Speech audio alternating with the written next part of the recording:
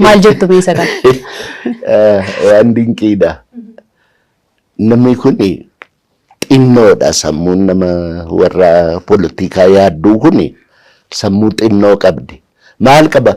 Amma akkuma taa'umsa lafaatti yoo laalte Finfinneen ol fagaata miti. Qoman ta'uu Finfinneen. Yoo Arsiin handhuura ta'e Finfinneen qoman ta'uu. Qoma kana keessa waan jiru beektaa? Onneen namaayyuu qoma kana keessa jira. Sombiyyuu kan isa malee namni jiraachuu hin dandeenye qoma kana keessa jira. Tiruun qoma kana keessa jira.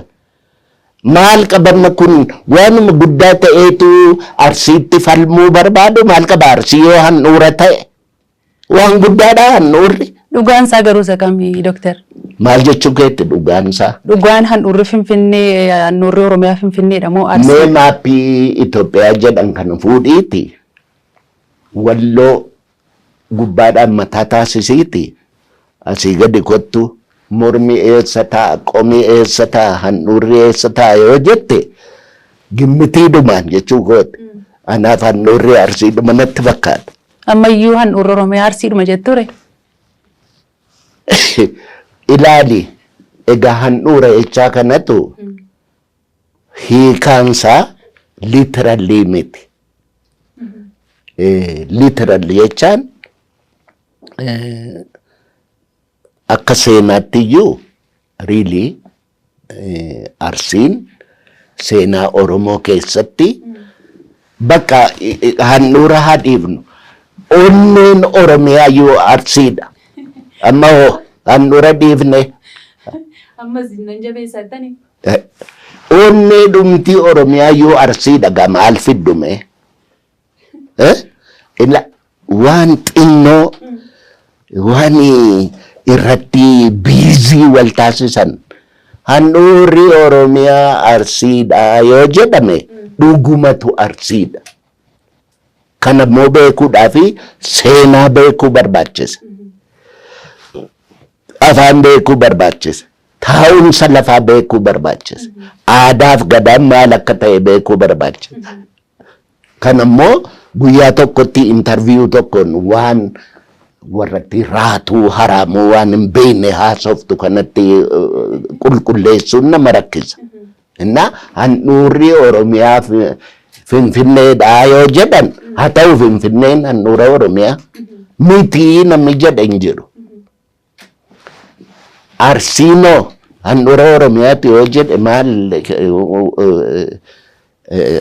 akka itti argitutti yoo dubbatte hinaafaadha moo maali kun amma wanni dubbii taasise?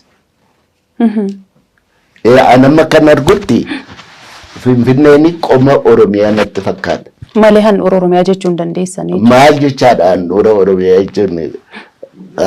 Qoma gajjallaadhaan handhuurri kan jedhu. Maarree qoma gajjallaa Finfinnee gajjallaa kan jedhu Arsii miti. Maarree handhuura Oromiyaa ta'e cubbuu maalii qaba kun? Kanaafuu yoo yeroo fudhatanii aadaa qoratanii handhuura Oromiyaa akka Arsii ta'e ni mirkaneeffatu jechuudha. Eegaa seenaadhumaanuu waan baay'een Arsii irratti ta'e. Kanaaf akka amma Utaawaayuu gadaan kan Utaawaayuu kan kaleessa badee bar eegaa biyya balleessanii booddee lolee amma dhumaatti lolee kan cabeyyuu innaa Arsiin akka garbaatti haa gurguramu jedhamee kan itti awaajame iyyuu Arsiin. So yoo akka seenaattuu akka aadaattuu akka gadaattuu akka teessuma lafaattuu Arsiin handhuura Oromiyaati yoo jedhan yoom geerare ittiin yoom geerare maa eenyutu isa galchaa kana keessa maali miqqanyummaan akkanaa waan yoo jedhiin sobduudha warra akkana odeessitu kana ittiin dhibamin. Ulfaadhaa egaa ergan jalqabeen dhiisu tibba tokkos immoo safagoo fiddeena gaafattaa naaniin jedhin malee Dooktar Gammachuun bakka dhaloota isaaniitti galanii kan jedhu gaatarii argitaniittu laata sin? Argeera. sababa garaagaraatiin rakkatanii galanii kan jedhu tokko jira. Dhiifama naa godhaa waanuma dhagee argeen isin gaafachaa jira. Inni kun eessaa maddi isaa maali? Maali dhuma dhaladhe yoo rakkataa dhuman jira. Ani bar horii horachuudhaaf hin dhalanne. Si galee waanan qabuyyuu isan qabuyyuutti baasee seenaa Oromoo qorachuu, afaan Oromoo qorachuu, argaa dhageettii Oromoo qorachuu isatuyyuu na deegse. Mana koon itti gurgure Adamaadha manan qaban ture. Mana koon itti gurgure. Waan nyaadhu dhabeen biyyatti gale. Yuunivarsiitiidhaan ari'anii warri OPDOT fi warri BADN Indiriyaas Isheeteefaa Ganna Zawudeefaa itti na ari'e.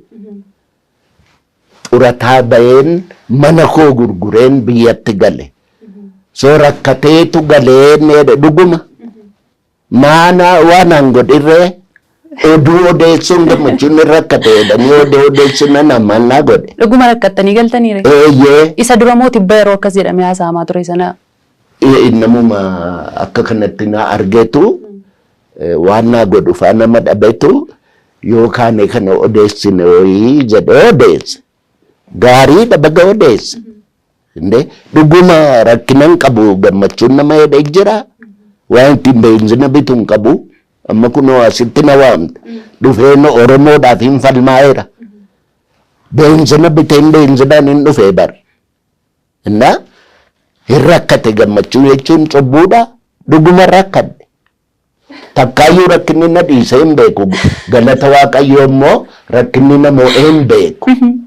Rakkinuma sana keessa taa'een yoggaan attammaattu biyyatti baqachaa boqqolloo facaasaa wal'aansoodha jireenyi. Qabduu lafa qotiisaa akkanuma abbaa kootiiti. Kanuma abbaa keenyaati. Achumatti mana ijaarradhe. Kanaafuu soba miti lafaa kaa'anii waan haasa'anii qaban jechuudha. Lafa kaa'anii miti. Lafa kaa'anii miti. Garuu namni na gaafatee haasa'e hin jiru siin jechuudha. Afaanuma miidiyaalee hawaasaa irratti malee. Namuma ijoolleen seenaa tokko waanuma yuutuubii kana fa'a irratti na arganii fi namichi kun Oromoodha. Utuu waa qabaatee fa'aa jedhanii warri waan gaarii naa hawwanii lafa kaasanii odeessuu danda'u.